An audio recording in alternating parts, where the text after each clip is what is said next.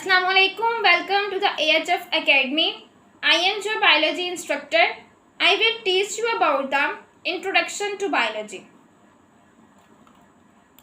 Here is another topic for discussion from chapter 1st and topic name is Muslim scientist. जिन्होंने research के अंदर basic role play किए उनमें से चंद मुस्लिम scientist का बुक में जिक्र है।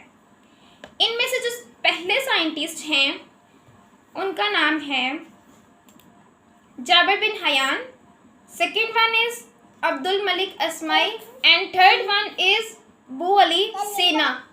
यहाँ से बेसिकली शॉर्ट क्वेश्चंस पूछे जाते हैं और एमसीक्यूज बनते हैं मोस्टली।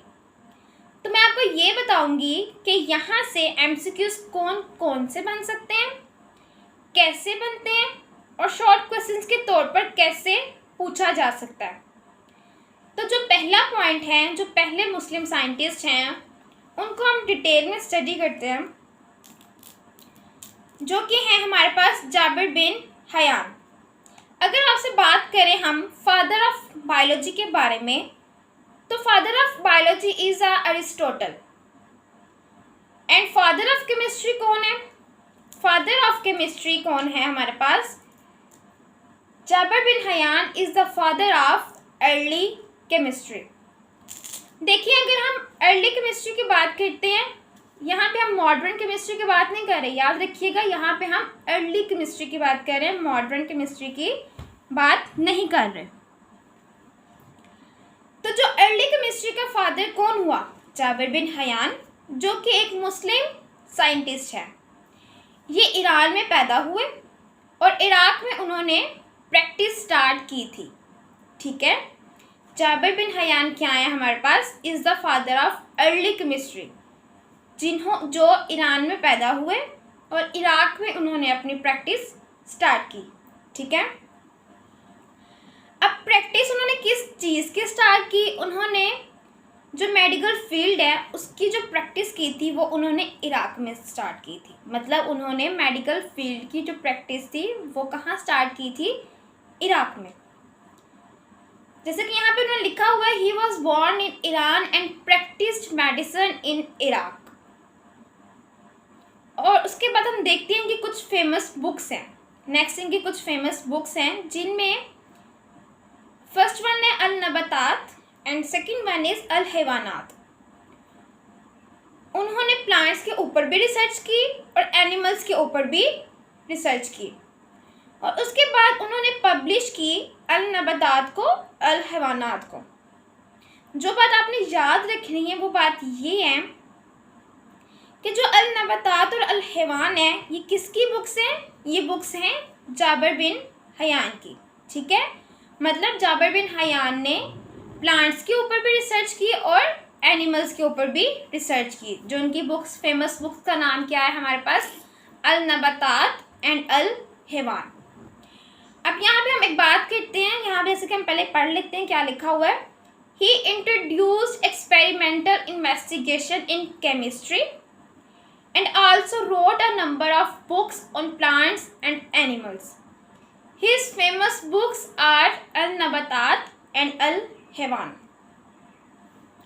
अब यहाँ पे जो एमसीक्यूज बनेगा, एमसीक्यूज ये बनेगा कि अल नबातात और अल हैवान जो फेमस बुक्स हैं वो किसने लिखी थी? जाहिर सी बात है, वो बुक्स किसने लिखी थी? जाबिर बिन हयान ने। ठीक है, नेक्स्ट हम बात करते हैं अब्दुल मलिक अस्माई की। अब हम ये देखते हैं कि यहाँ से जो एमसीक्यूज बनेगा, फर्स्ट एमसीक्यूज क्या था हमारे पास कि जो जाबिर बिन हयान की बुक्स है, फेमस बुक्स हैं, वो किसने लिखी थी। अब यहाँ से जो सेकंड एमसीक्यूज बनेगा वो क्या एमसीक्यूज बनेगा? वो ये है कि कौन से वो मुस्लिम साइंटिस्ट थे जिन्होंने सिर्फ एनिमल्स को डिटेल में स्टडी किया था? That is the Abdul Malik Asmai. मतलब वो कौन से मुस्लिम साइंटिस्ट थे जिन्होंने एनिमल्स को डिटेल में स्टडी किया, और वो कौन थे? Abdul Malik अस्माई। अब इन्होंने भी काफ़ी सारी बुक्स पब्लिश की हैं।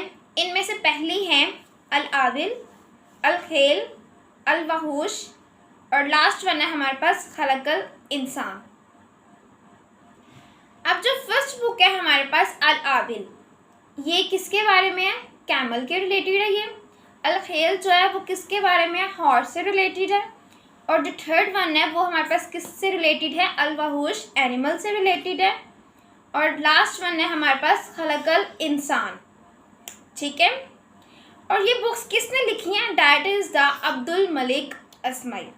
आपसे ये भी एमसीक्यूज़ में वो पूछ सकते हैं कि जो अल आबिल है, अल खेल, किससे रिलेटेड बुक्स हैं। ठीक है, अल वहूश ये किससे रिलेटेड है, ये सारी वो क्या पूछ सकते हैं? एमसीक्यूज़ में पूछ सकते हैं। तो आपने ये बात याद रखनी है कि ये बुक्स किसने लिखी थी और ये बुक्स किस किस से रिलेट करती हैं।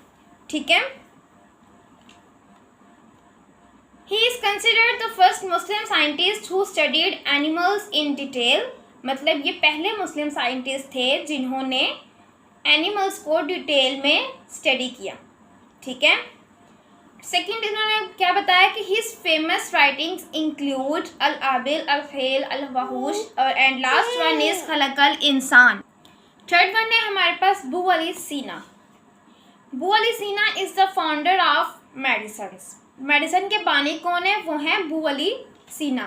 जैसे कि यहाँ पे लिखा हुआ he is honoured as a founder of medicine and called as Avicenna in the West. इन्होंने भी काफ़ी काम किया है।